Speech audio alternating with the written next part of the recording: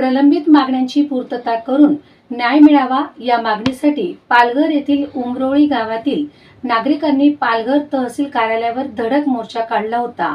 तसेच तहसीलदारांना या संदर्भाचे निवेदन देखील सादर केले होते।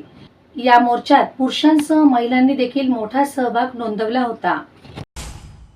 मोर्चाचा प्रमुख उद्देश असा की उमरोळी स्थानिकांच्या जमिनींचे रक्षण करण्यात यावे, तसेच त्यांची विक्री करू नये व येथील नागरिकांना आरोग्य सेवा आणि पाण्याची उपलब्धता पुरवण्यात यावी। तसेच वर जमिनीवर होत असलेले अतिक्रमण तात्काळ हटवावे व अतिक्रमण करण्यास बंदी घालावी आदी मागण्यांसाठी येथील आदिवासी बांधवांनी पालघर तहसील कार्यालयावर धडक मोर्चा काढून प्रशासनास निवेदन देण्यात आले। यावेळी हातात पोस्टर आणि घोषणा देऊन सरकारचे लक्ष वेधण्यात आले होते। काढण्यात आलेल्या या महामोर्चात पोलिसांसह महिलांनी मोठा सहभाग घेतला होता।